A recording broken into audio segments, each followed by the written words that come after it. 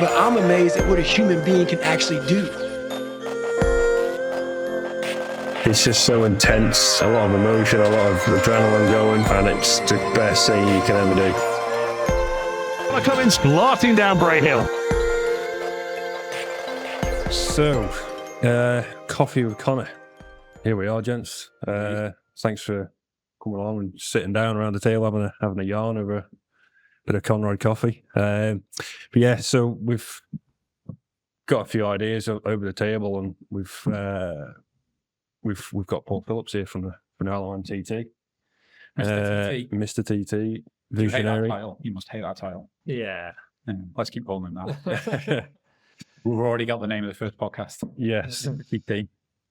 But no, I thought Paul would be a real good person to kick this, hopefully what will be a series of chats and pods for the foreseeable, because obviously I've got my connections with TT, obviously competing it. Paul has been... You didn't? No, not used to me. I'll have to brush off on that one. Yeah. But no, Paul, I think, has been the driving force behind TT since... Well, for a long time, and yeah, he's got a lot to answer for, I think, in a good way. And yes, also known Conor all his life. All right. Yes, yeah. So I think Paul was there whenever I made the transition over to tarmac racing. So whenever I was 13, right. So Paul's obviously been a massive help during my race career as well. So yeah, what a better person to kick this. There's much age difference between you two guys. Yeah. So his uncle Tyne and I were big mates at secondary school. Right. I used to spend a lot of time at his big family. The whole family is a big family. So yeah, I knew Conor when he was a kid. Like mafia type family. Yeah, big numbers. So I knew Conor as a kid, and then when me and my wife bought our first house, it was a few doors down from Conor's mum and dad's. And as a teenager, he kind of spent a lot of time on our sofa as a young kid, aspirational. Before I was working in this job, he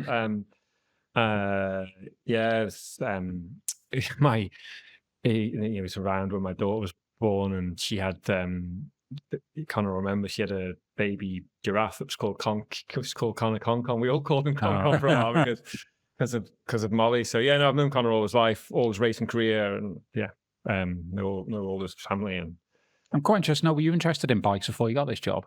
Oh yeah, no, it's a family passion. Yeah. My dad always has been and remains to this day obsessed by motorcycles, motorcycle racing, race motorcycles himself. We lived on Sulby Straight, so my bedroom overlooked the TT circuit, I should say. All my family holidays as a kid were to go and see motorcycle racing. I raced motocross all through my teens. So yeah, no, it's motorcycle racing isn't ever present in my. It's funny, like now, I have probably less sort of interaction with it as a sport from a fan perspective because it's just because it's my job, and everybody who works in sports the same, you know.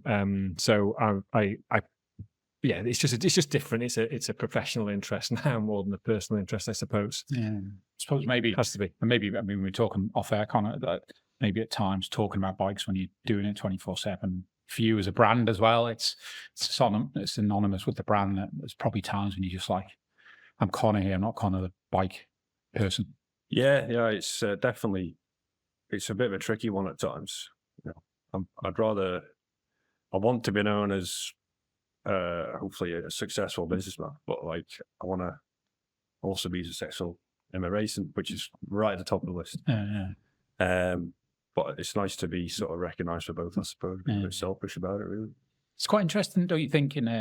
We've talked about this, and we met on with other sports people that when they kind of, especially if it's their full-time job sport, that is their identity, and when that identity ends, the career ends. That shift. Someone like Cav, where we're all Manx. He's coming to the end of his career. He's had purpose all his career, which was this goal. That then that transition into something else can be quite difficult if you've just got this one identity. Which I'm not saying Cav has, but as an athlete, so thinking about business, it's almost planning for days when I'm not Conor the bike racer. Yeah, definitely. I mean, for me, this whole thing kicked off whenever I had my big smash in 2010.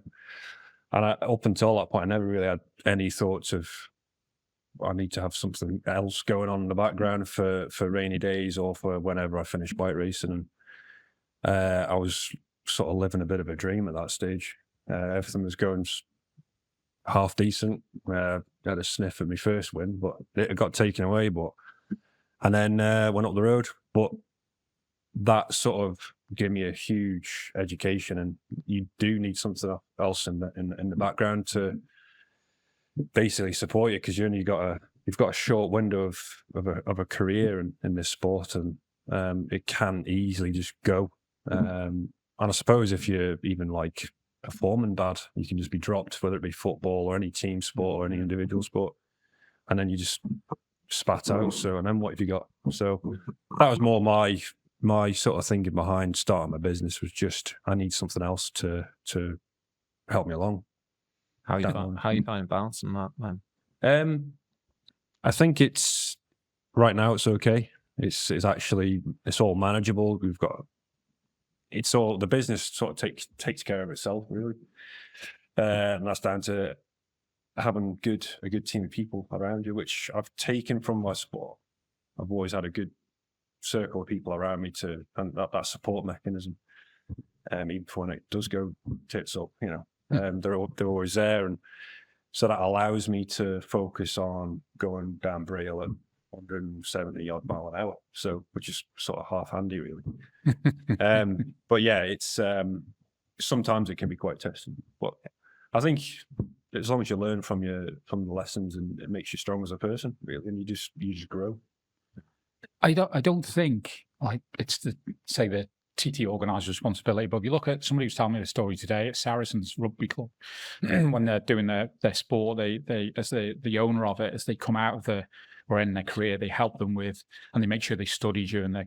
I suppose like I guess certain elements of other sports, but they help them maybe get an MBA, help them start their business for their career after sport. And then obviously it's not because you're just an event organizer, you're not organize all bike racing. Yeah. Do you ever see that? And I appreciate there's kids come through, they and I say kids from my age, but it's all TT and the bike, absolutely bike focused, and you see these and you're like, there is more, guys. Kind of, do you feel you have any responsibility to possibly help maybe those newcomers go, there is more to life than just I this? think as the TT evolves, it's becoming more of a sport and genre in its own right. So it is motorcycle racing, but it's a very unique genre of motorcycle racing. And I think it's a unique genre of sport, full stop. And in motorcycle racing, for the people who do it, and I know Conor will agree with this, it is the only race that matters now. Economically, it's the only race that matters, like financially, and that will increasingly become the case, I think, particularly if the event achieves all of the things that we're trying to achieve at the moment. So almost for all those sort of top riders who earn a living from motorcycle road racing, actually they earn it from the TT. The other things they do is in support of them getting to the TT. So, and if that I foresee that reliance increasing rather than decreasing and balancing out. I see the TT getting more and more and more important to these riders, and the other things that they do less so. Just it's a bit the only thing I can think of, and it's probably unsurprising that you use cycling, but the nearest thing I can think to it is the Tour de France. It sits above, it sits apart from cycling.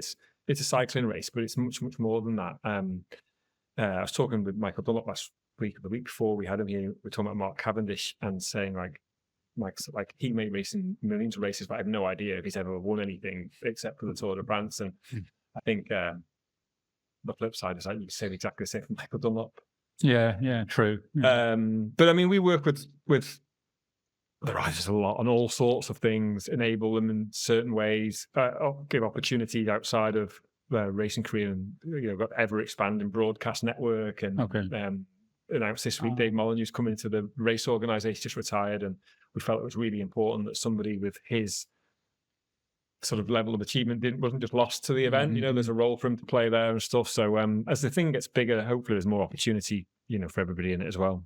So there's examples of that falling out where see the broadcasting live for 2 years now, maybe three.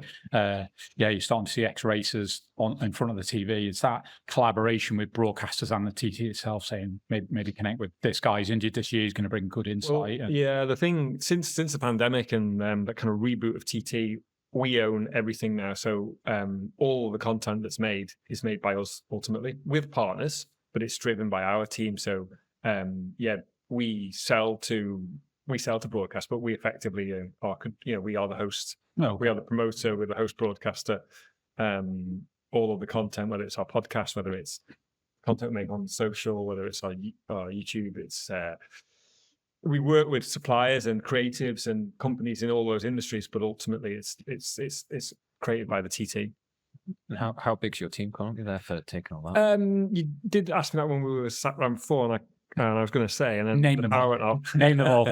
I think there's 15 in the team, and then there's a whole network of suppliers and contractors, many of whom are full time working on the TT, but not for us, for the company they work for. So it's got a lot bigger. It's not a lot, is it really? You think? Well, I appreciate the network's probably beyond that. For what you just kind of said. Yeah, it's funny because there's a perception for sure that I'm building an empire, and our team's got a lot bigger and all the rest of it, and I get that. But if I look at something like Le Mans, which is quite similar to TT, it's big one-off historic motorsport event, their team's 250 strong. So, but I do think that our team, I can go beyond that core 15 because there are lots of people, like I say, who are working for, Greenlight, ELS, Mo, these types of people, and they are full time on the TT. So we do have that resource, but it can only really, with the way that the event's growing, it can only really go. You've got to feed it with. It's a hungry beast at the moment. It's growing really, really quickly, and every resource we throw at it, whether it's human, financial, or physical, it just chomps through it and spits out the other side, and needs more. It's definitely punching. The event is punching well above, for such a small team of people. It's punching. Yeah, it's on the world stage. It's from a rider's perspective, again, it's putting us on that high level. So we're in front of a lot of people's eyes that we probably 15 years ago would not have been. And we're seeing the benefits of it, and it's nice to feel like it's a privilege to actually take part in the event. It's a huge thing. I've seen it from when did you start? May 06 I started full time. Yeah. So that was my first TT 06. It was, yeah. So from there, and obviously you were heavily involved prior to that when you had a full-time job on the go. Pardon me if I speak out of turn, but it was you're full time. Yeah. But delivering on, and steering the event and helping with the event, and it's I think what we've seen today is like the after effects of all the effort that's gone in, and I've even been able to see that from my angle from taking part in the event. Do you see it during the week when you're in your zone as a rider, or is it more pass you by then because you're so focused on what you're doing? It's difficult to see it during the event because you're so focused and, as I said before, trying to go down rail 170 odd mile an hour, and it's hard to take it with them, but you're aware of it. You're aware of just how big this event's become. I've used you as an example a few times, even locally. Like when I started working on a TT, locally, nobody in the Isle really cared anymore. I don't think that, there was a kind of this kind of anecdotal view that it would get to the centenary and stop. That was definitely a view. And for someone like Conor, so Conor's been the best local TT rider of the last 2 decades. And the 2 decades before, if he'd have walked down Parliament Street, nobody would have batted an eyelid. And he's been successful in a year where if he walks down Parliament Street, you might get stopped for an autograph or a picture. And there's just it's just different. And I suppose the thing you talk about there, Con, the in recent growth and interest and whatnot is just, I was with you one day this year, we were talking during TT and about something, and just the sheer volume of autograph requests. It was just, we were having a conversation in the public space, and maybe every 10 seconds that conversation was getting interrupted for an autograph. How do you find that? It's a. I've never quite. I'm going to say get used to it, but I always say to these guys, you only worry when you don't get asked to do it. yeah, I mean it. It's trial. as soon as TT stops, that's it. But no, it's a bizarre feeling. You know, you never really. You don't get used to it. I know it sounds such a plonker saying it, but you don't get used to it because it's such like for sports people who are like, I don't know, at the top of their game, it might be like a normal thing, but I can't normalize it. It's bizarre. It's not a normal feeling for me, but you have to appreciate without like people coming up to you asking for autographs and, you know, chatting away to you, and you know, we wouldn't have that sort of platform really. And so that's another thing that TT brought to, certainly to my world, you know, that social media, that social platform with all your social handles now, we're on a different sort of level to where riders were probably 15, 20 years ago. Just wasn't around. So and like I've watched every TT, I'm going to say since I was born, you know, and the evolution of TT has just been amazing for a local, not forgetting that I'm a rider, but actually as a local, as a fan, seeing the progress, let's say the evolution of the event is absolutely, it's incredible. It's quite inspiring, actually. Do you, you've obviously raced bikes as a younger lad, Paul. Would you have ever seen yourself doing what they do? No. I've been asked this question loads of times in things like this, and my dad brainwashed me as a kid. In that it was like, I suppose, given that the only place he ever taught me was bike racing, the only thing we ever talked about was bike racing. All the people we knew were in bike racing, and we lived on the most famous bike racing track in the world. I guess he was worried that I would want to go bike racing, and he always used to tell me, you know, he always used to use this phrase that road racing's for mugs. He used to say, no offense, Conor. He said, you know, you get no money, it's dangerous, stay doing your motocross, don't get hurt by the motocross, And it was just in me all of the time like that. Yeah, right. And it always, as much as motocross was never my first love, it was just almost, and it just never became something that I felt like I was interested in doing for that reason, really. I think he did just sort of brainwash me away from it. So how come then being brainwashed away from it, constantly motocross, but you still ended up gravitating towards being involved in the TT from whether it's passion or that was the love for it, the money on it, Paul. No. Actually, I'll help out a bit to actually know. Yeah, I think there's a couple of things really. So I'd like to think that if you're lucky enough in life and you spend so much time of your life working, that you're lucky enough you find something that you're good at. And some people argue I'm not good at this, but my natural pull is always to organisation. So I work in a team currently with a load of specialist people. I work with people who are expert in sales, expert in marketing, facilities, risk management, all that kind of stuff. And I'm not actually expert in any of those things, but I know a little bit about all of them. And I'm able to sort of coordinate people and sort of create plans and strategy that allow all those skills to come together to do something. And I was kind of always like that, even when I was young, whether it was like with my mates going to play football or I'd organize, you know, I've always been organized. My wife would say not, but I am. I think I am. I've always been organized, and I've always been quite sort of like the leader in a group of like, let's go and do this, right? So these are the things we need to do and get it done. So, and then in terms of the TT, my passion as a fan of road racing, from being taken to it as a kid and brainwashed to be interested in it as a kid by my dad, but being told also that it's only for mugs, that never really left. Maybe a little bit in sort of in the time when towards the end of secondary school, you know, kind of the TT wasn't that cool anyway. You know, the reason I was losing interest is because, like everybody else my age, it wasn't capturing our imagination anymore. But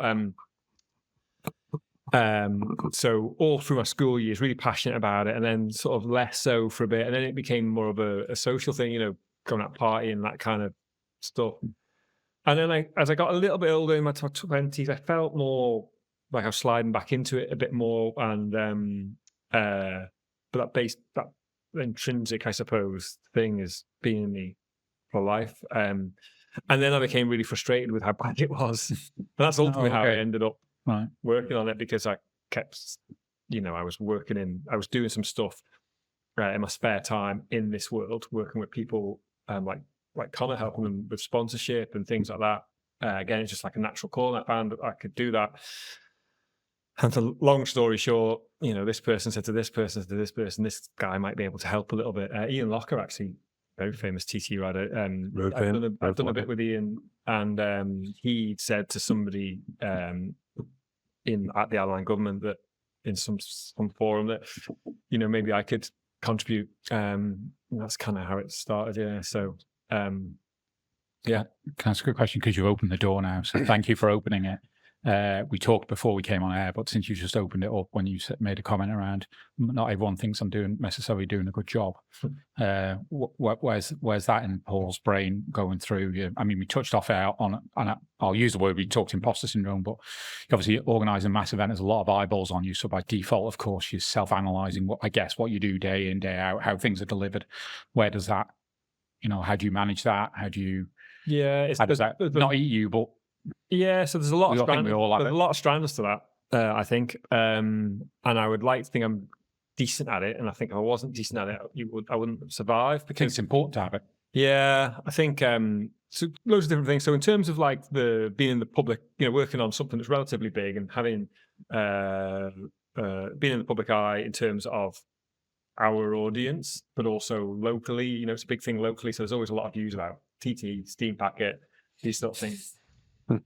And effectively being tasked with driving change and development and stuff, they're not always easy places to be in. And I think certainly when I was younger, and you think when I started working on it, it was pre-digital revolution, really, didn't have a social media account, just did. So lived doing this job through all that. And obviously it's become, for so many people, such a positive thing, and also a very toxic thing for lots of people in lots of reasons as well. And I learned pretty quickly that I think originally I felt like I was going to correct everybody like whack-a-mole. So you could spend your entire life doing that and not get anywhere, actually, because the type of views that you're trying to engage with, they don't want, no matter what evidence is put in front of them, they don't want to agree with you. That's the intrinsic starting position. So there's no point. And I think I sort of rationalized that really quickly. Earlier on we're talking about it's very much my profession and not my hobby anymore. And that's a decision you have to make. I really think that's important, because your hobby, it sits in the emotional part of your brain, and your profession sits in the logical part. And, so I need to be in the logical part to do my job. So it doesn't bother me at all as the answer. Now and again, when it gets pretty fruity, it's difficult. And and I know, when people talk about people who are very much in the public eye, Marcus Rashford this week and stuff, he will be impacted by what's said about him. Because ultimately he's a human being, and we're all kind of built this sort of similar way. So I think the human race is not ready for social media. I firmly believe that. Nobody's been equipped with it. It should be taught at school how to use it, and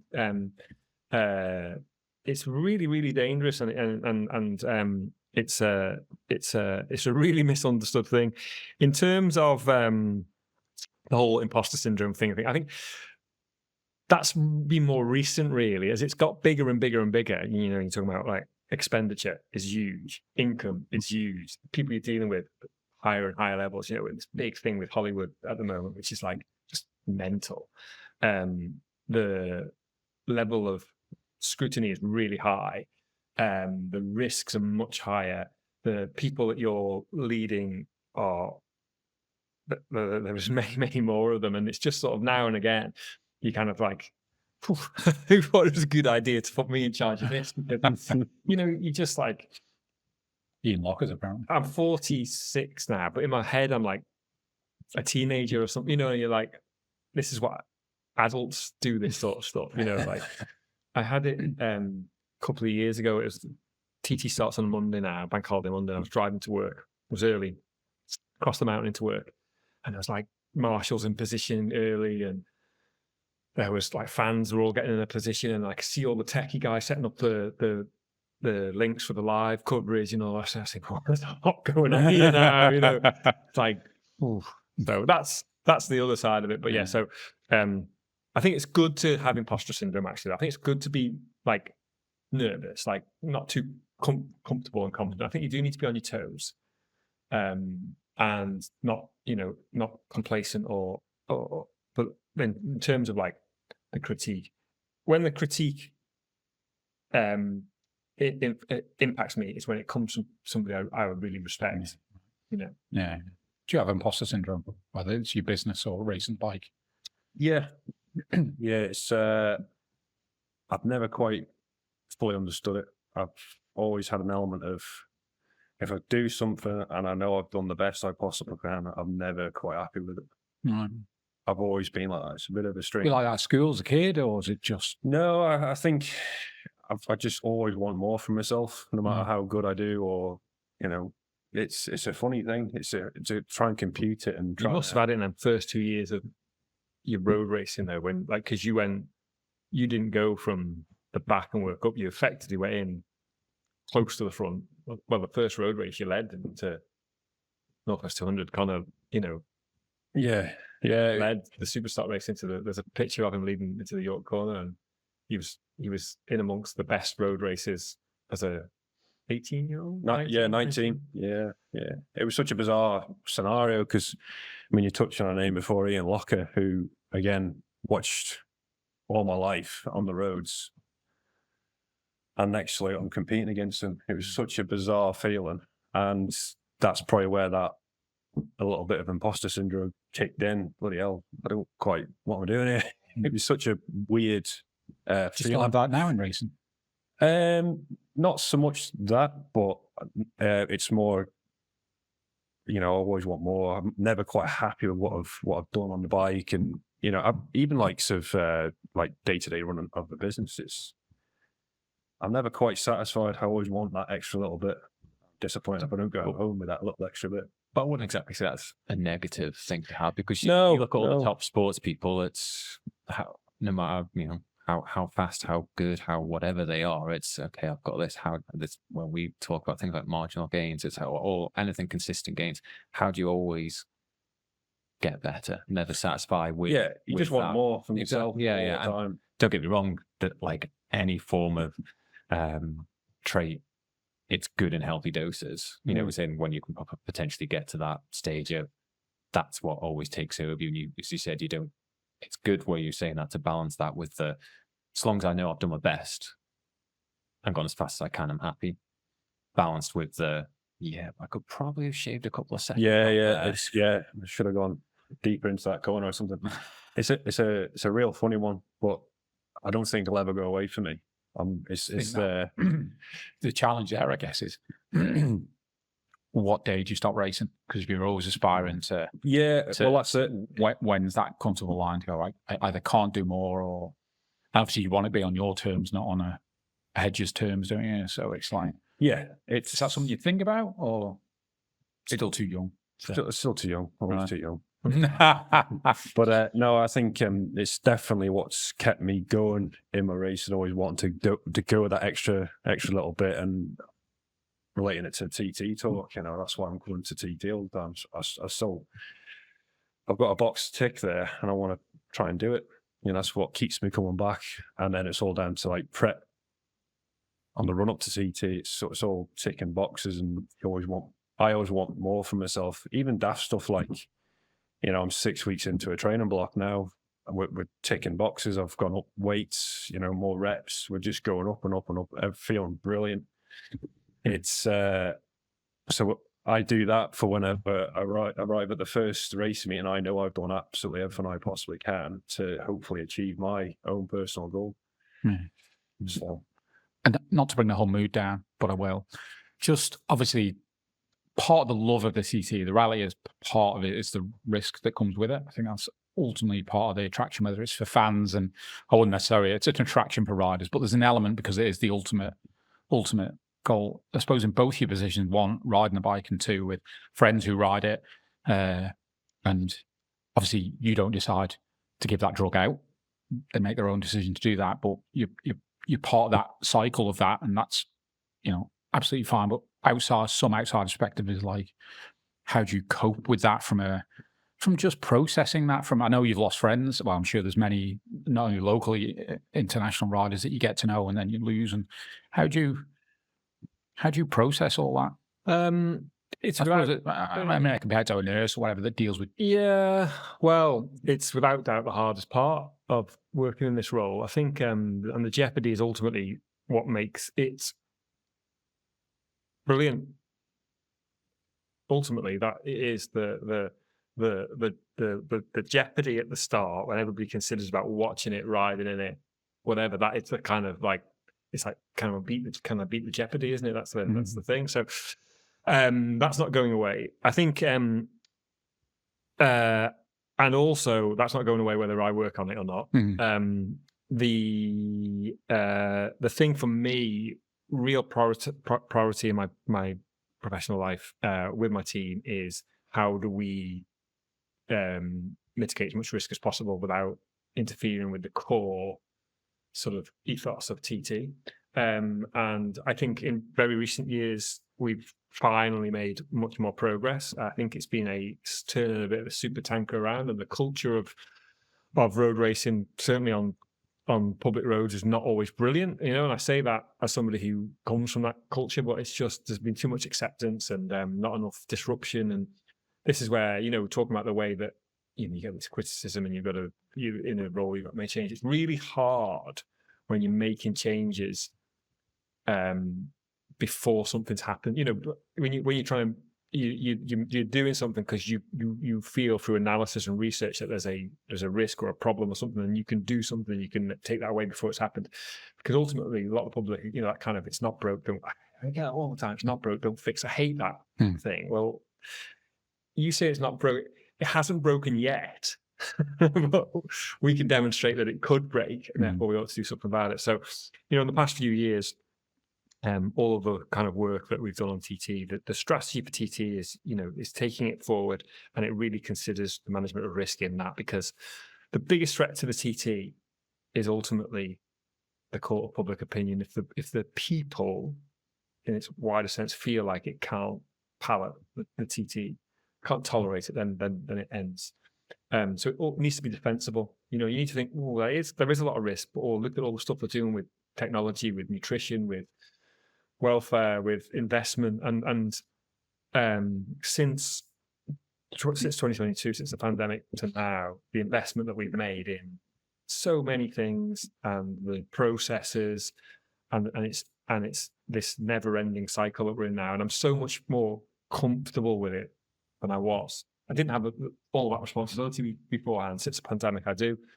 And I'm just really, I take a lot of satisfaction, that, we are doing as much as we can with the resources that we can generate here at the moment, and being much more proactive than reactive. The TT and road racing generally is in a kind of a very much cultural cycle of something's gone wrong, let's do something to either stop it happening again or make it not as bad next time. Whereas now we're doing, it's like, how do we stop these things happening in the first place? The thing I'm most excited about, but there's so much around, the digital red bags, which are really cool. Really good. I didn't appreciate just how good they were until recently. And all of that kind of technology, the GPS system, the investment in people, and the medical, just the best, the investment in marshalling, all that kind of stuff. But the thing for me is the biggest thing that we're going to do is this year, it was still in 24, we initiated a medical research program. It's year one's finished and it needs to continue. There needs to be a deeper dive through 25 and beyond. And that is all around trying to fully understand what is going on in the body and the mind of a motorcycle racer at the TT. First level of research shows quite clearly that the load is high much higher than probably people think. People think about something more obviously sort of aerobic, but actually the load now, the way that the performance of the motorcycle has changed, and the speed that they're traveling at, the physical load is really high, and the drop off in things like grip strength and the build up of lactate and all of these things. So there's a whole load of sports science that's just been absent from our world that is now really in our world. The next vouch for all that, by the way. Yeah. I can feel it. Yeah, I mean, and what is the number one cause of a crash in TT? It's a rider making a mistake. I don't know what the percentage is, but it's going to be like 99% of the time. So if we can help riders make less mistakes, then we can have less crashes. That's the kind of position we're in. So all of the investment around welfare, mental health, physical health, physiotherapy services, hydration, nutrition, that's kind of a big focus for us. That's interesting. And then outside of that, then when incidents do happen, what we've got in terms of like medical care, we were the first sporting event in the world of any kind this year to be carrying blood. So our medics were able to give to do like blood transfusions at the roadside. They didn't actually use it at the TT on the track. They did use it and saved a civilian. They saved the life of a civilian who had what would have been otherwise fatal accident. And they gave him blood on the roadside. They took the operating theatre. Wow. That was our medical guys. It's incredible, isn't it? It is incredible. Again, evolution of everything from way back when to now is unbelievable. And I think, like, for me, outside looking in was, I think, a bit of a turning point for, again, outside looking in was the Rector bales. Which was, I remember, you obviously will all remember the hay bales, and Suzuki branding and Honda branding. It's moved on a hell of a lot, hasn't it? Yeah, we just need to be so far away from that culture of the past. I have to say, if I'll speak strongly about this and don't really care who I upset, that whole culture of, the throttle works both ways. We just be so far away from that, and there is, technology can be our friend, science can be our friend. All requires investment. So what we do then in a completely separate part of the event in terms of commercially and economically, that's really important because that ultimately funds all that sort of stuff. And that's how the whole thing knits together in like a sustainable way. Do you, it's amazing to hear some of them. Do you think the organisation, I wouldn't say talks about it enough, but talks about that enough for that? And not that we're here to push down the naysayers and like you say that if you covered the whole course in safety barriers that still have complaints. We're not talking about it enough, and I think there's a few reasons for that. One, still some of it's still quite new. Two, struggling for the time and the right way of doing it. We need to have this. We'll become much more front, and we can learn from the evolution of Formula One. From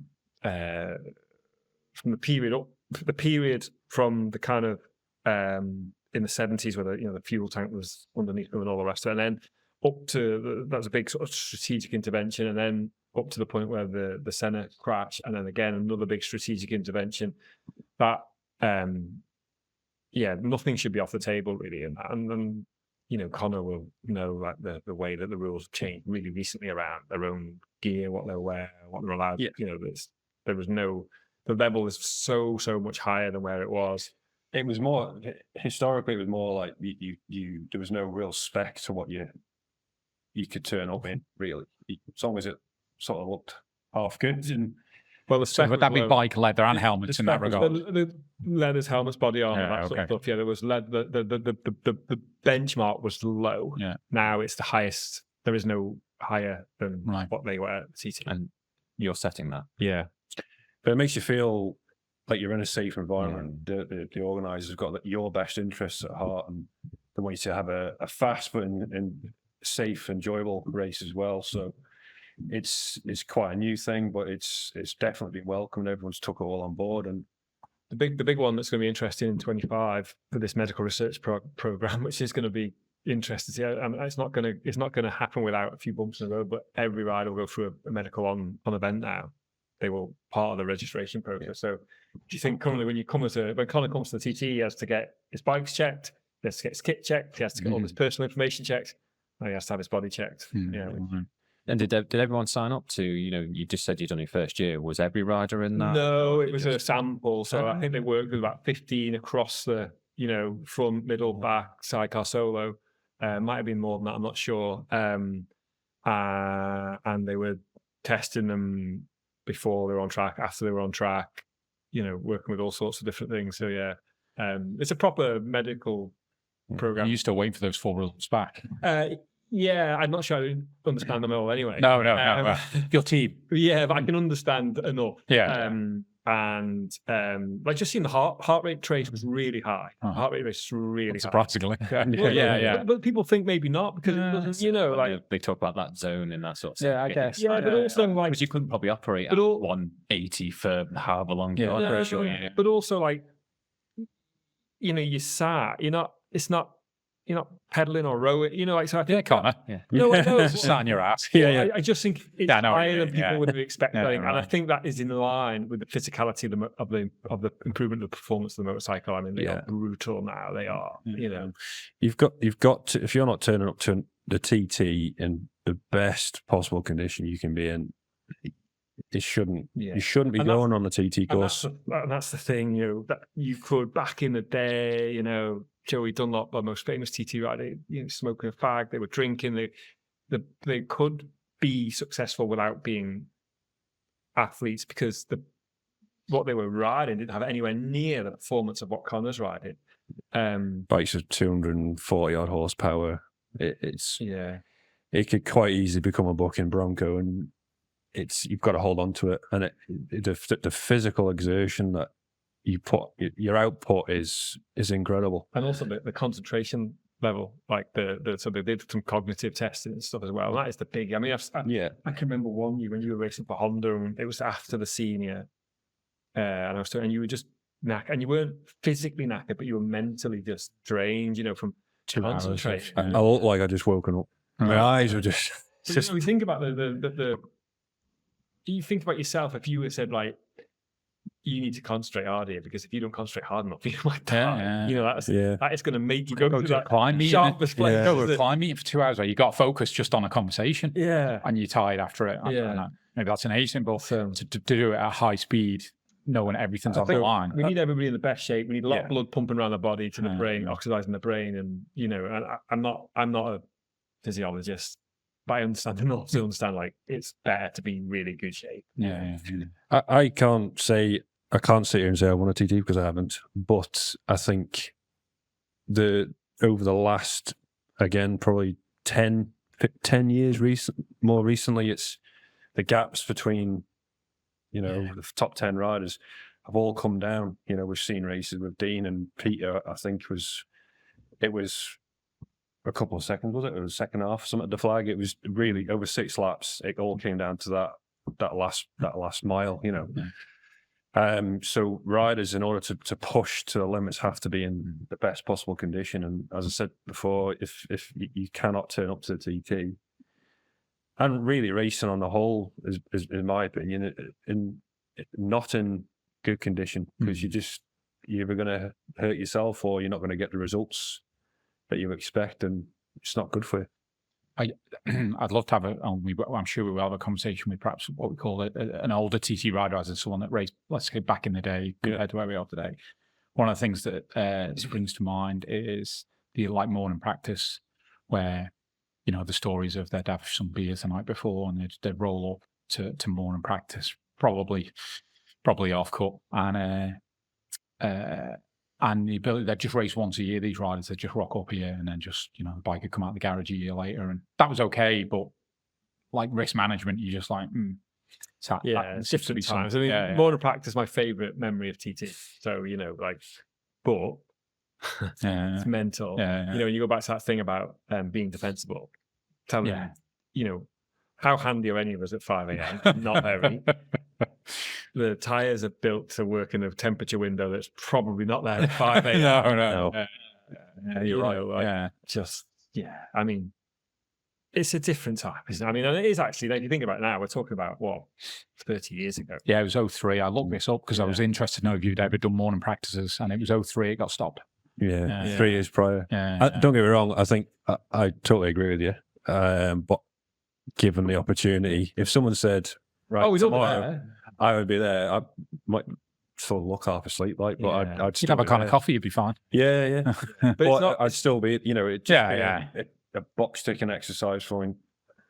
Now, it's every time you get out on a session, it's got to be productive, otherwise you're on the back foot. Yeah. Some people might argue differently. I've never done it, so I can't really comment 100%, but it would just be a cool thing to say I've done it. Yeah. Stick it on the to-do list. If I won't mind just going down another two-wheel route. Yep. Obviously, your other two-wheel passion, is it right to say, is cycling? Yeah. We can all bore you now with this, Conor. No, I'm interested. I'm a fair weather cyclist, I've got to be honest. I'm not the best. I get a bit of a fitness thing, but where did that sort of slot into Paul Phillips' life? Was it just a chance, or? I think back in the day, you and I used to do a bit of, God knows what we must have been riding and wearing and stuff. But before your accident, really, and since your accident, back in the day, we used to do a bit, didn't we, and stuff. Yeah, and yeah. It was more just then for a bit of fitness and stuff. And I think probably where it became a bigger part of my life was in 2010. My wife gave birth to twin boys, and they were born really, really early, like 3 months early, and we were in Liverpool for a long time. They were very poorly. And it became, I got my mum to my mountain bike over, and it just became something for me to get out of the hospital. Living in a hospital was horrible. Same time as your accident, you were in Liverpool at the same time.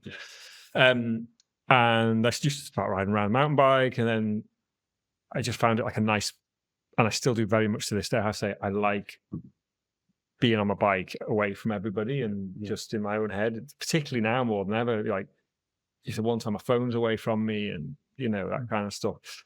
I just got more and more into it. I like it in a really healthy way, I believe. It's not the be all and end all of my life. It's just, I like it for what it gives me. I like it, keeps me in decent health. I like doing it with my friends. I like doing it on my own. I ride to work and back quite a lot, and I really enjoy the riding to work and back. It's just that bit of peace, particularly the one in the morning more than the one. I often get to like 4.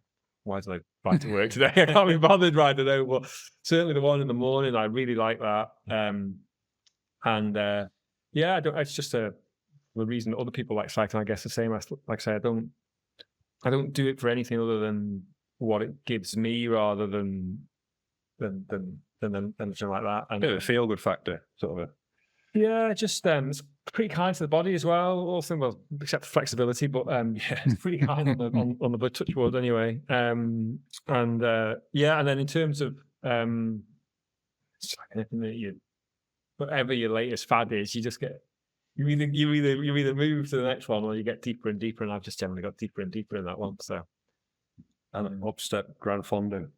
That obviously a spin-off, if that's the right word, just to. I think came with it. A couple of things, like I said before, it's one of my intrinsic things to organise, really. And I started riding my bike, started doing some organised events and all the rest of it. And I just thought I could do something, and it would be something I'd like to do. And that's what it has. We've done 9 next year, the 10th, for the last of that one. And I just felt that I could do something good. Basically, I thought like organising an event, irrespective of the genre of entertainment or sport that it is, the basic principles are always the same. I thought I would like to have a little play with that as an idea, and that's what we did. And it turned into a much bigger project than I'd envisaged, if I'm honest. Yeah. I mean, it's a hobby that's ridiculous for a hobby. It's like it turned over quite a lot of money. We spent a lot of money. We lost a lot of money. We made some to pay what we lost. We've put something like, what did we work out? 8,000 entries nearly in 9 years. 8,000 people riding a bike with a little kid to impressive, isn't it? So it's been really good, and I've really, really enjoyed working. And the thing that's nicest about it is because it's that opportunity that you don't normally get in your professional life. My work colleagues will snigger at this, but you choose all the people you work with. You create a team from scratch. You help me with this. Could you come and help me with this? So you create this team of all the people, whether in with all the right mindsets, and you don't normally get to do that in your professional life. Not to say that I don't love working with people I work with, I do, but if you think of across the TT, like 1,000 odd people working on it in some shape or form. So, and I don't necessarily enjoy the stuff that nobody really enjoys about events, the stuff that I actually earn a living out of. That's not the stuff I enjoy doing. What I do enjoy is like event weekend, or even the weeks leading into it, when all the guys come together and go out and build, and produce an event. Because it's the production of events that I really find the most interesting. When I said before, I don't have any specialist skills. I don't, but I know how to produce events because I've done that for so long. In fairness, that is a specialist. Well, I appreciate you. Yeah. So that's your little imposter. Yeah, but I laugh. Away. Like when we do the Fondo, I laugh. Particularly like this year, we're doing some stuff, and like there was a few issues with this, like the days leading into. I know in TT, I go, issue, you're the expert, you do the issue, and I'm like trying to, I'm getting my hands dirty, basically. Is what I'm saying. And but I enjoy that. I really enjoy that. I'm very proud of it. It got, like I say, it's got a bit carried away. Really, it was never meant. I don't know what it was meant to do. I was just a bit of an itch to scratch, and here we are, nearly 10 years on. And I was going to say, so when you talk about common theme of these things growing that you're involved in, how did the UCI get involved and becoming that? That for me was just it was a big island type thing in the Fondo, and then suddenly picked up the UCI, and that must have just been a big whirlwind that came with that. So that's the World Governance Cycling Bob. Yeah, so opened my eyes a bit there. So they came to us. I mean, ultimately, it's a commercial deal, but we've been doing, there's not loads of Fondos now there's none in the UK, only ours. Weirdly, British Cycling view them as too dangerous, yet they allow road racing on open roads and all this sort of stuff. Anyway, so they came to us, and that seemed like a good idea. What I hadn't accounted for, and I learned pretty quickly, was these people that are doing that UCI Grand Fondo World Series are a very particular type of people.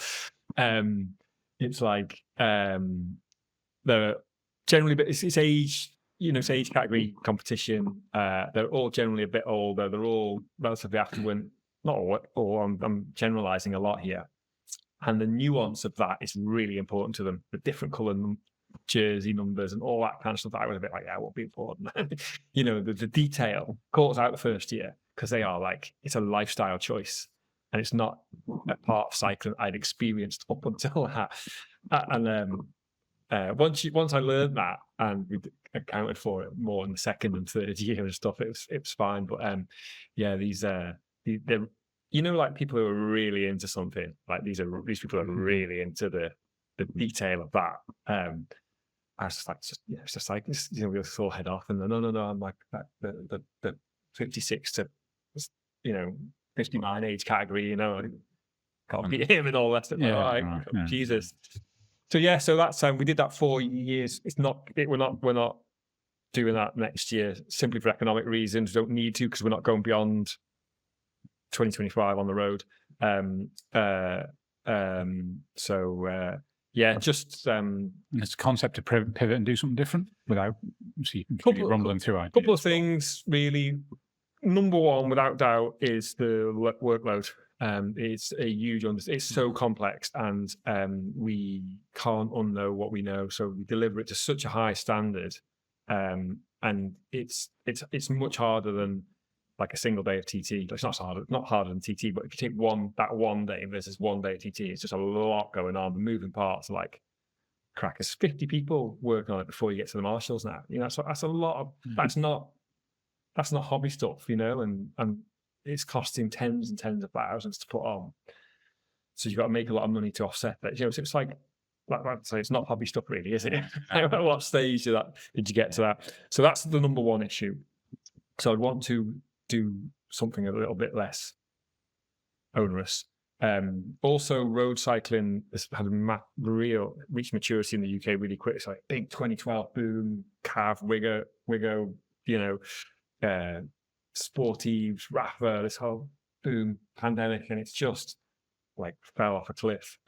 Participation, the industry itself, like last year was the worst year for cycling sales in 40 years. This year will be worse, so those are considerations. So like I would, with next year being the 10th, we spoke about this, the guys that I own the company with, like I like the idea of being able to make your own decision before you get into an economic situation or something that forces you to stop or do something different. So we're going to stop at the best version of it, I think, after 10 years. But I don't want to, and it'd be dead easy just to say, well, we did 10 years, we gave everybody what we said we would, and it was all nice. But that team that I mentioned that we brought together, it would be a real shame for them not to keep coming together and do something, because they're just too good. Like, none of them are really into cycling, but they're just good people at logistics, operations, command and control, all that kind of stuff. That's why it works, because none of them are distracted by the cycling. None of them are, because they're not into it. So not going to talk to anyone, they don't know anyone. Yeah. They're just people who can organise events. And so, yeah, we're going to do something else because we need to keep that group together. And to be fair, I don't think I don't think I could bring myself to not do something. Had an idea which was a lot smaller. That's kind of got out of window now. I think it just didn't feel special enough. So we're going to do something, pivot quite a lot, all of the same values and ethos, but also quite highly produced, I think. You don't want a condo yet, Conor? I volunteered myself to do it one year and then suddenly realised I'd booked a holiday, conveniently enough.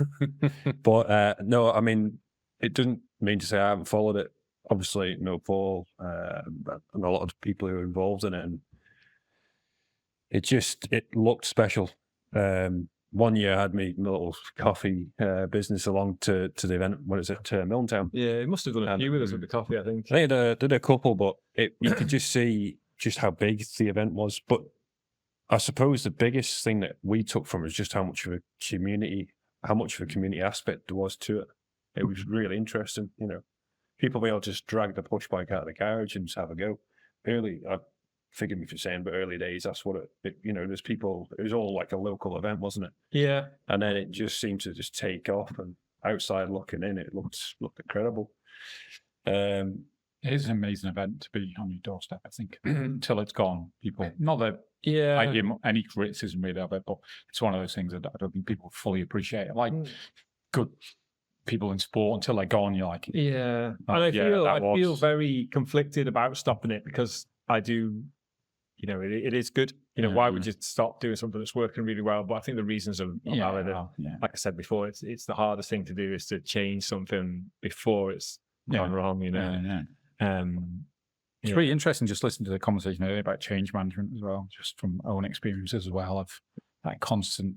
It's quite, I don't know whether it's a Manx thing, like people, there's this saying, isn't there, like, the Manx don't like change. And I don't know whether that is a Manx thing or whether we just use it locally. I think small communities, bit of that, and certainly, and also the motorcycle world that I'm in the day job is definitely kind of doesn't easily manage change. But I always think, why do you think that? I think because the demographics are a bit older, and I don't know really. I don't know. I've never actually. I should have, given all the pain that it gives me, I should think about it a bit more. But I'm not. I think the thing about delivering change or delivering anything is you just take it. You've got to do it from a position of research. The facts always sit in the data. I always firmly believe that. So if you there is something to be said about gut instinct, but if you rely all solely on gut instinct, you're going to make a lot of mistakes. And I've done that. The early part of my career was a lot of gut instinct, and whereas I would say now everything we do is based on research and planning. And if you've done that research, that data cuts through all the noise and the anecdote and the kind of and the opinion and takes you to the facts. And you takes the emotion away. You can interpret that and deliver against that. I would recommend that to anybody in whatever their professional life. When that penny drops, it's like somebody turning the light on professionally. Yeah, no, I'd agree. So Conor, it's a quick question, for both of you, but separately. one favourite TT memory, if you could go and relive it, what would it be? And well, we'll ask two for you, one being involved and one externally watching, and the same for you, Paul. Being involved, I would say it was my first TT podium in 2009. It was a damp super sport race, and I should have finished second. I finished third, but I hit the kill switch going over the start and finish line, going on to the last lap. That's a long story. That was probably a bit of a turning point for me in my TT career. But I was thinking about this the other day. One of my favourite memories was my auntie decided to get married at TT one year, and we all had to queue up and get on the coach in Ramsey. And I remember it was the opening lap of the Formula One race, as it was back then, which is now a TT Superbike. And the first bike on the road was David Jeffries, and it blew me away. Mm-hmm. Always have been a Joey Dunlop fan. But that memory of DJ coming to Parliament Square on the anchors was just incredible. I always remember his bike, but I don't know anything about bikes either, but it was always just louder. Just, I don't know whether it was the gearing he used or it was just, you could just hear, and obviously he was quick, and most of the time quicker than everyone else, but it was just, oh yeah, you can just tell. It just, whether it's the way he rode it, he was fairly aggressive on riding the thing, wasn't he? From, as again, not knowing how bikes are ridden, but that's probably one of my biggest memories is just hearing him come. DJ. Yeah, he was an awesome rider, no doubt about it. And yeah, he could definitely put the bike where he wanted it to go. So that was incredible. Yeah. What about you, Paul?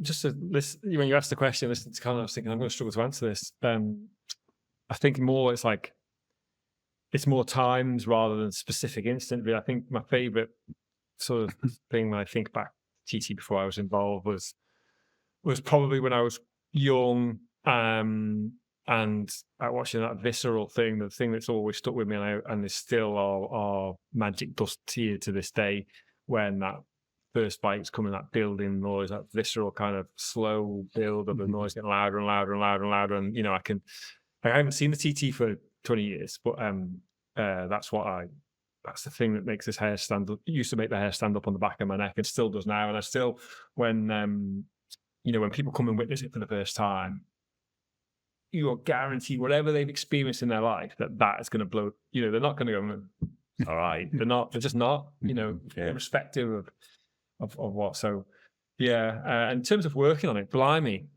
it's funny, isn't it? Because if you told me if you asked me to say what the worst thing is, I could probably deliver 20 of them or go on type of thing. It's you think of work, or you just instantly think of pressures and stresses and stuff, don't you? I think it's more about the whole thing. I'm very satisfied with the last 3 years of my work on TT. I was pretty dissatisfied with the period before the pandemic for a number of reasons beyond my control often. I finally feel like we are now delivering it in the way that it ought to have been delivered, and it's living up to its potential. I'm proud to work on it, full stop. I'm proud to be delivering proper results now. I can say, this year, TT, highest ever attendance since the way we've recorded it, by far the highest amount of economic benefits since we've been delivering it the way we deliver it now, by far the highest amount of income.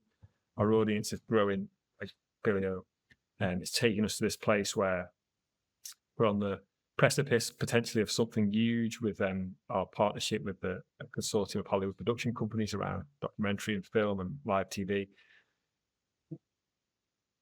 In your professional life, if you could get to a point where you feel like I actually managed to do what I set out to do, which maybe I didn't know what that was at the start, but to turn TT into an actual global sports property, which I feel is within our grasp now, would be like that you could come away and think I did enough there. And I can feel like, with help from some very random people, including the likes of Brad Pitt, that we can achieve that. We potentially achieve that now if that project is successful. And it's the work through many, many years, it's taken us to that opportunity. We didn't just go, oh, let's go have the Isle of Man. And the Isle of Man became build and build and possible, build, isn't it? I guess the building and building of that project. So yeah, neither of those were specific. I'm sorry about that. So I need to give that more thought for the next time I ask those questions. Yeah, no. It's incredible to think, though, isn't it? Really, like who would have thought? Who would have thought Brad Pitt's having a look at the Isle of Man, TT, and well, it's a constant cause of laughter in our office at the moment because he's in those exchanges with on that project. He's referenced so freely. Like he's gonna front sales pitches with Channing Tatum and all of the execs and stuff. And it's just Brad this, Brad that. Brad this, Brad that. yeah. You told me the story when way back at the start of this project, you were asked to go on a video call, weren't you? And yeah. Channing Tatum flipped up on the other side. You didn't know it was coming up.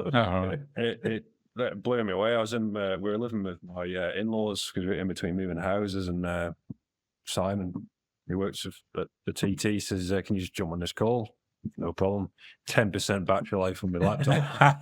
Sat in my husband-in-law's front room, and it was like this fancy picture in the background. I was like, "Oh, how you doing, Simon?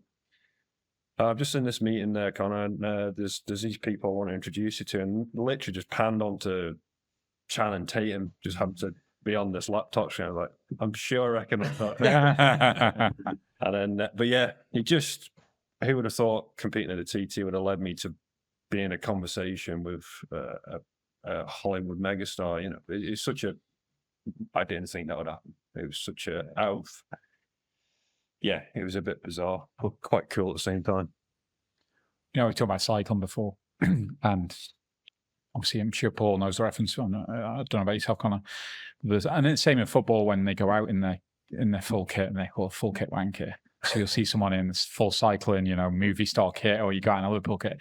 I'm interested, Conor, when you go out on your own motorbike, do you go like, obviously not, Burrows leathers now, would it be, in the helmet, or do you full kit wanker when you're out on your bike just commuting for coffee? Well, you are, aren't you? What's this? I've actually got a rather embarrassing bike that I go out on. It's a little 125 Right. MSX. And Tell me where you patch it like in the middle of June. if I was to fully clad myself up, I needn't bother going home. All right. It would be pure embarrassment. So you're not full kit wanker when you just not a full kit wanker, no. Maybe a wanker, but I'm not a full kit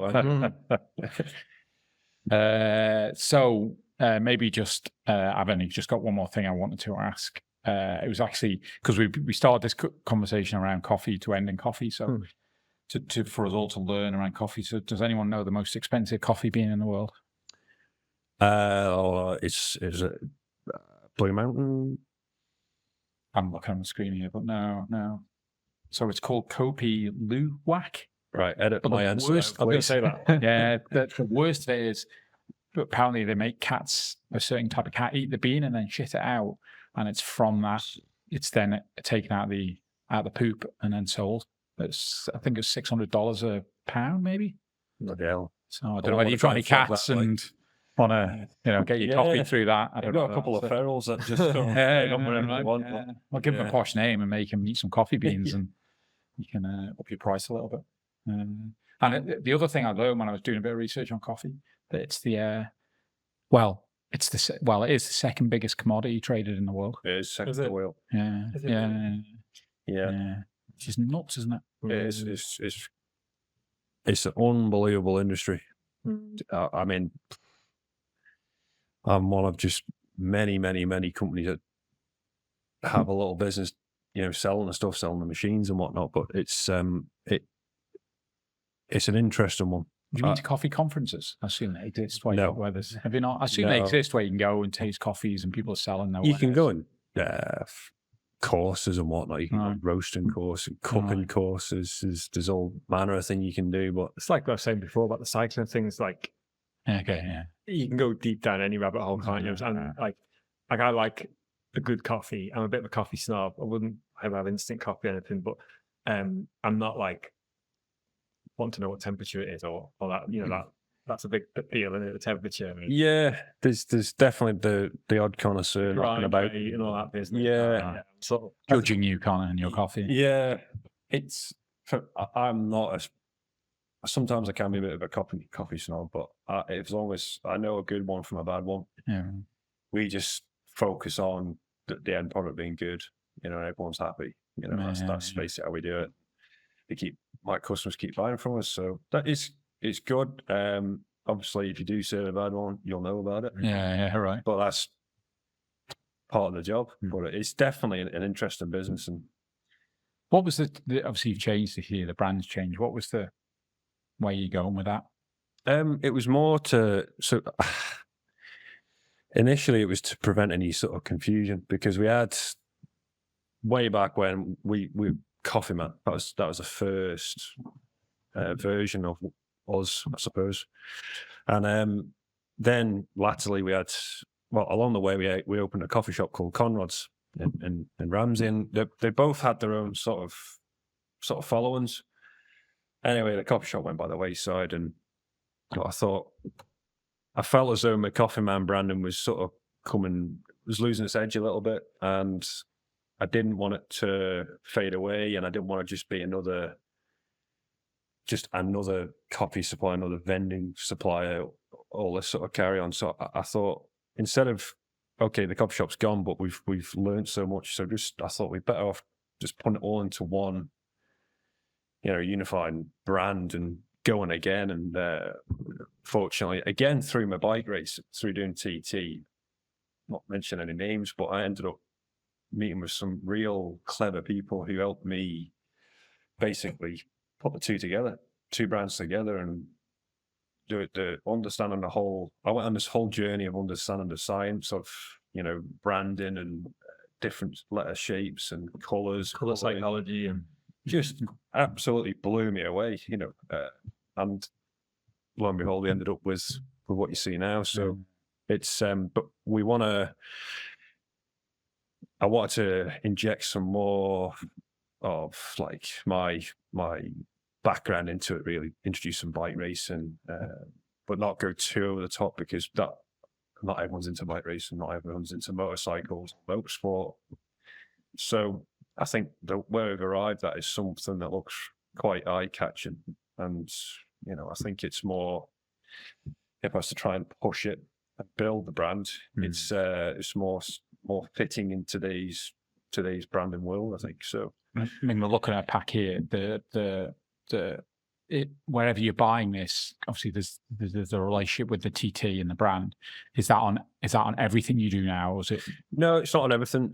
So just a good copy. Just to go. So again, tapping into what I do as a profession, if you like, and trying to inject some bike racing into the brand. It made total sense for me to try and tie in with TT branding, and so went through the whole process of the application. Thankfully, we got it, and it just, I think it definitely is big news for my little brand. Probably not so much for the other way around, but it means quite a lot, and it ties. It's another tie to coffee, motorcycle, motorsport. You know, so many things you can. It's more open to growth, I think. So yeah, it's quite interesting. cool. Looking at the pack here, so the waves at the top here, is that contours from a map. So it's because that's a licensed product that all those elements are TT elements. Those contours we use across all of our TT visual idea, the contours of the element. Amazing. It's probably stuff you're talking there about seeing brand. We went through that experience in our business a couple of years ago. There's so many subtleties, isn't there? I mean, you'll see it from the TT side. So obviously, we all just see a lot of people just see a logo, isn't there? But there's so much more to the back of that brand. Yeah, all these concepts that you didn't know exist, like visual language and color psychology and all the rest. It's an absolute science, and anybody who thinks I'm going to start a business or think I'm just going to knock a load at, you're going to fail. You need to speak to somebody. You need to get some. Well, the good thing is the internet can be your friend, because when you become interested in it and find on the internet, again, rabbit hole, you can be taught a lot. But it is an absolute science, and the digital age has completely redesigned and refined that science, because you're having to operate in a completely different space to where you were. And that's where I just knock up a logo. That's literally where I started with Coffee Man. I thought, that'll do. Yeah. But there was still a bit of science behind that. I was just desperate to get my hands on a brand so I could just put on some a little van or whatever and go at it that way. But over time, I've really understood.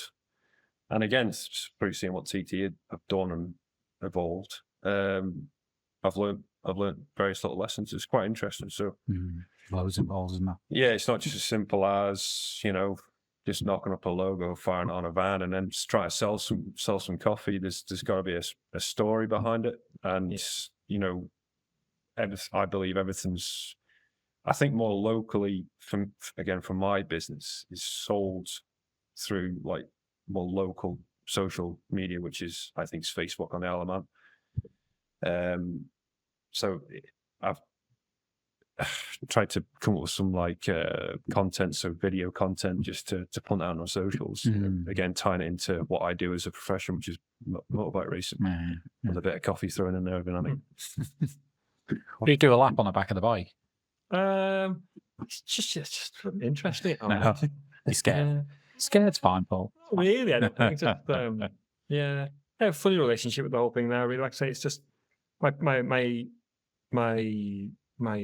the thing that floats my boat about it. I mean, I still love the visceral kind of spectacle, but the thing that, you know, I get excited about the commerciality, the growing the business, and the deals that we do, and the experience that we give the fans, and trying to improve in that. You know, I love that the business of sport is my passion really now. If you ask me what my main hobby was of all the things that I've been interested in my life, I'd probably say the business of sport now. You know, it's the thing that I find most interesting.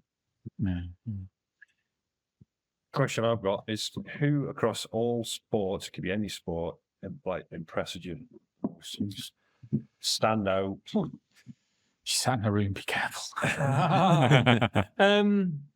Blimey, that's quite a big volume of people, isn't it? People that I know or that I find the mindset of absolute champions really interesting. I think they often have to come from real trauma. I think, you know, real. I've seen that a lot. Real or hardship seems to, you know, push them a lot. People that. So, but I don't.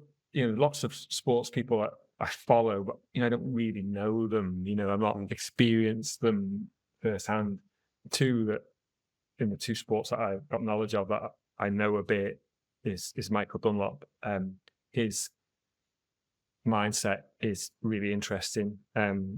He has the thing that genuinely impresses me about Michael now, on reflection, and he'll never watch this, so I can say this, because I wouldn't like to say anything nice to him face to face. No, I'm going to joke him. Is that he had success, came relatively easy to him, and then he had more personal trauma. He was up against better people with better equipment. And the thing that's impressed me about Michael is he's gone away and made himself better. He's fitter, working with better people, riding better bikes. That's the sign of a proper champion, to go and do that. And the other one, which is obvious, is Mark Cavendish. Got to know him reasonably well over the last few years, done a bit of work with him. And all the stuff he's achieved is second to none. But the thing that I find fascinating is in the year, was it 21? Whenever he won when he went to the tour and he won 4 stages again, having almost his career ended and all the rest of it. And if you think everything he'd achieved in his career, he wasn't picked to go to that Tour de France, but trained like he was on the tiny % chance that something could go wrong, but the sprinter was picked, that he might get to go. So for you to have achieved everything in your career, but to go and punish yourself and live like a monk and do all that for a minuscule chance of going to something, that's also, I find that incredible mindset, you know, that to go into that place in your own head, to kind of be that committed. And because it's just hard in anything, isn't it? Anything you do in your life, it's hard to maintain all the time the same level of effort and consistency and stuff. And in all, you know, to go again in whatever it is, it's difficult. And I find that fascinating that people can just keep going like that. You know, it's they're the two easy examples for me to to use because I know them both a bit. Do you know what that? Do you think you know what maybe some of that? I think no. I think if you were a Do you think it's psychologist, you would find it really quickly. I imagine those sorts of people. I actually got them two together recently. Obviously, Mark won this tour stage. Michael won 27 TT. I was 29, and then there happened to be a time when they were on the Isle of Man together, and I thought, oh, we should get them together. I don't really know why. As it turned out, it was a picture. monstrous of that as well? Yeah, and I messaged Mark, and he sent a voice note, weirdly, straight back, good as gold. I'd love to. I messaged Michael, said, don't put me about. And I need to go, because I thought either the weak link in this chain is going to be Michael. Anyway, it wasn't. He was great. And it was really interesting to watch because they were like two magnets. Oh, interesting. Yeah, it was interesting. Yeah, man. It's like, boom, they were, and it was funny. The reason I thought it was really interesting is because this year, there were two people on the planet carrying the same thing around with them the whole time. And weirdly, the Isle of Man linked them both. Isn't it? It's kind of unusual. They were both sat, ready to make sporting sort of immortality. And they both had this link of the Isle of Man. But yeah, no, it was really interesting. And there was something definitely, some smart brain doctor would say, yeah, I found these, they share these bits of thing. Because they're both, they can both be spiky as well. They got something going on that's the same. So it was the quote recently was from Federer, wasn't it? When we talked, I know you didn't ask me the question, Conor, but when you look at I'll answer it.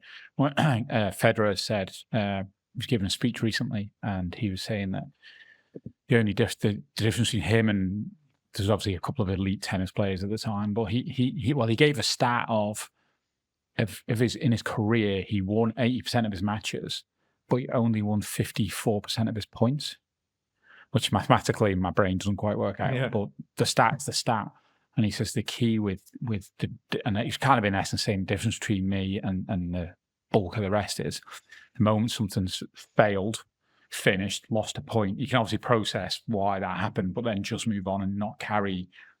And I suppose, I don't know, maybe Michael's a bit there where they have that trauma, and that trauma might be a failure of just the lost point, but that ability just to move on really quickly. I genuinely believe with Mike that it's like fuel for him. It has been fuel. It's fueled the anger in him, to be honest. And I feel that I've seen this massive change in him since the TT, even since the day he won the 27th race. It was like a release valve being turned off on him. Yeah, he and I had a huge row before the TT over nothing. Not our first one, but it was a particularly vicious one. And the days leading into the TT when he first arrived on the island, and it was actually a row over nothing. And I made sure I went and saw him before the TT started, and we sat down and sort of had it out. And I felt sorry for him. He was under huge pressure, a lot of which was self-inflicted, but he was struggling to cope. Just struggling to cope. Yeah, he wasn't in a good psychological place, to be honest. And then that example is that, and I don't know, but the TT obviously leveraged that milestone for publicity for the TT. Was there any, again, going back to that responsibility of, appreciate you're not a marketing person either for the TT, but this leveraging of the TT of, this guy's coming, we need to use this as everything has a story, and it was a massive story. It was difficult because he closed himself off to just about everything, because he was struggling to deal with that. So I feel now, looking back, we didn't do a good enough job of recognizing it at the time, but it was difficult because it shut down.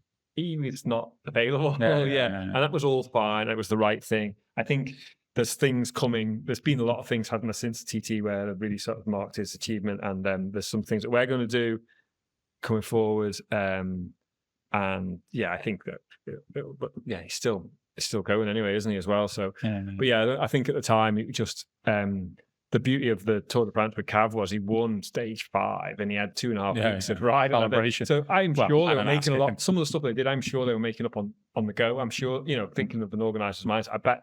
They were, but they had 2.5 weeks to get their shit together. We didn't have that. What do you think? I suppose, Paul, you're in that event we're talking about, TT, obviously, because you haven't ridden the Tour de France as far as I'm aware. Have a go, like. You're a big set lead, as you are, right? like riding with, on the track? I mean, do you admire? I mean, there's obviously massive respect between all. You can see that from the camaraderie of the riders because you're kind of all going into this experience. But someone like that, where you're, do you have you must have admiration for, and maybe envy? I don't know that what he's achieving and what he's doing. No, there's no doubt about it. I admire everything he's achieved. That's obviously after. Are you envious? No. I appreciate the challenge that every rider is puts upon themselves, really, and I think I believe if you can come out with a win, I think you thoroughly deserve it. I don't hold anything against anyone who goes out and does that. I think that, but on the grids, my aim is to beat everyone. Mm-hmm. But when all's put to one side, you cannot deny just what someone's gone out and achieved, which is a win around the TT course. It's a monumental achievement to rack up 29 TT wins. Incredible. So you have to admire him, and I've got a lot of respect for Michael, and it's an incredible achievement. Mental, isn't it? And I think back like 7-8 years ago when John was kind of moving into that space, and it was kind of obviously amazing rider as well, and kind of clawing towards that number at pace, and it was like I remember conversations. No one will ever get to that stage again, and Michael's just been like. That's the point I made. The thing that I think that impresses me most about Michael is he had success. Kind of got to the point where you think, well, that's him burnt out, and he's managed to go away and reinvent himself, and that's impressive. That requires a lot, doesn't it? Yeah. To do that, physically, and this makes me laugh that he still has a front of Irish road racer stuff. He's got his bath. He's not eating any food. It's not been prepared by people he know, and he's a proper athlete now. Oh, right, okay, that's how. But he wouldn't be winning TTs if he wasn't. Yeah, right. But going back to what we were discussing before, that is the level now, isn't it? Yeah. That's what you have to be doing. Yeah, I mean the point is, isn't it really, Conor? I'm sure you wouldn't disagree with Peter Hickman came and moved the bar up. But He did, yeah. Right. The level is so high, and it all comes back to that. It only comes around once a year. I mean, it's all sports saying the David Jeffries era, Joe era, John McGuinness moved the bar. Then a whole load of new guys came. Conor, Ian Hutchinson, Cameron Donald, big influx of them. They all then moved the bar again. John found more in him and fought with them. Michael Caine, in 20 when he first rode the Honda, he moved the bar a bit, and then Peter's come and done it, and that's always the case. And it's up to Conor and the rest of them then to go away and find their next level. I look at that, but like your fastest laps, 17 flat. Yes. Or fastest ever. 6th, I think now. 6th or 7th, anyway. Maybe Wikipedia's lying to me. Or maybe your TT website's not up to date, Paul. It's from last year. Jock right. Davey. Right, okay. It's still right at, obviously, not that we don't doubt it, right at the pointy end. It's not far away, but going back to one of the first things you spoke about, like I'm always wanting more to progress. I always think, well, that's all right. That's okay. You effectively lost 2 TTs as well. Yeah. Hasn't been the last couple of years hasn't been. Oh, I see. In that sense, poetry. But these things happen. I think it's how you come back from these things, really. And I've learned that through probably the message you were saying before. Absolutely, yeah. So through Crash 2010.